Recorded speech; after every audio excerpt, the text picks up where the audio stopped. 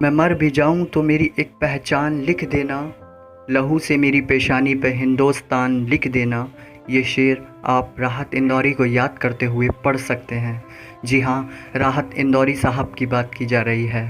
राहत 21वीं सदी के वो शायर जिन्होंने इनकलाब को अपनी शायरी में पिरोकर इश्क मोहब्बत की भी बात की, जिन्होंने हिंदुस्तान से कुछ सवाल किए जो सवाल शायरी में ढल गए। सरहदों पर बहुत तनाव है क्या, ज़रा पता करो देश में चुनाव है क्या। राहत 1 जनवरी 1950 को मध्य प्रदेश के इंदौर में पैदा हुए और यहीं से इनकी ज़िंदगी का आगाज़ हुआ। अपनी शुरुआती तालीम नूतन स्कूल इंदौर से पूरी की। इसके बाद इस्लामिया करीमिया कॉलेज से ग्रेजुएशन मुकम्मल की। यहीं से शायरी का दौर शुरू होता है। कहीं अकेले में मिल के झंझोड़ दूंगा उसे, जहाँ जहाँ से वो टूटा है जोड़ दूंगा उसे। मुझे वो छोड़ गया ये कमाल है उसका, इरादा मैंने किया था कि छोड़ दूंगा उसे। एक और शेर आपकी नज़र है, ज़ुबां तो खोल नज़र तो मिला जवाब तो दे, मैं कितनी बार लुटा हूँ मुझे हिसाब तो दे। 2 और मोहब्बत के शेर और एक इनकलाबी शेर है। अगर खिलाफ है होने दो, चाँद थोड़ी है, ये सब धुआं है आसमान थोड़ी है। लगेगी आग तो आएंगे घर कई जद में, यहाँ सिर्फ हमारा मकान थोड़ी है। जो लोग राहत साहब को जानते हैं वो कहते हैं कि राहत अहद हाजिर के मशहूर व मारूफ शायर होने के साथ साथ एक ज़िंदा दिल शख्सियत भी थे। एक आम से दिखने वाले राहत जहाँ जाते मुशायरा लूट लिया करते, महफ़िल को दीवाना बना दिया करते। राहत साहब का एक शेर है, मैं आखिर कौन से मौसम तुम्हारे नाम कर दूं, यहाँ हर मौसम को गुज़र जाने की जल्दी है। किसी मुशायरे में राहत साहब गए और वहाँ इन्होंने एक शेर पढ़ा। एक सन्नाटा भी पसरा और शोर भी बरपा। दोस्ती जब किसी से की जाए, दुश्मनों की भी राय ली जाए।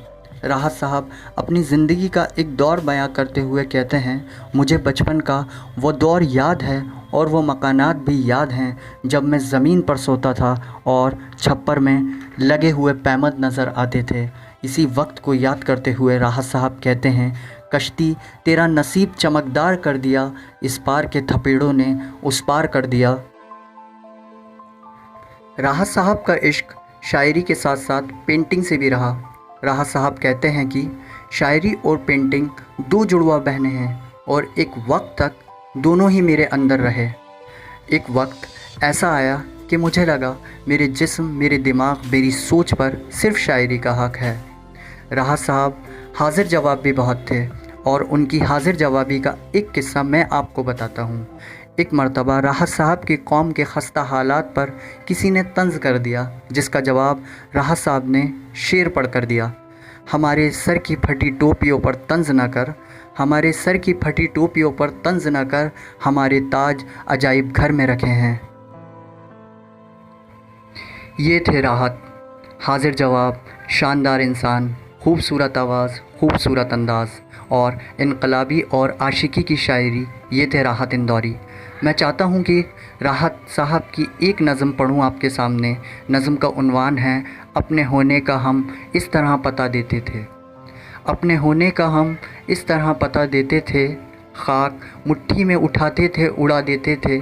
उनकी महफ़िल में वही सच था वो जो कुछ भी कहें। हम भी गूंगों की तरह हाथ उठा देते थे, हम भी गूंगों की तरह हाथ उठा देते थे। अब से पहले जो कातिल थे बहुत अच्छे थे, कत्ल से पहले वो पानी तो पिला देते थे, कत्ल से पहले वो पानी तो पिला देते थे। एक और शेर, घर की तामीर में हम बरसों रहे हैं पागल, घर की तामीर में हम बरसों रहे हैं पागल, रोज़ दीवार उठाते थे गिरा देते थे। आशिकी के साथ साथ राहत साहब को इनकलाब का भी गज़ब का जुनून था।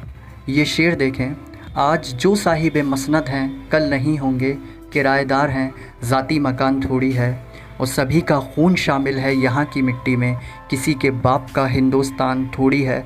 राहत साहब एक सूरज थे जो सिर्फ़ रोशनी के लिए पैदा हुए थे।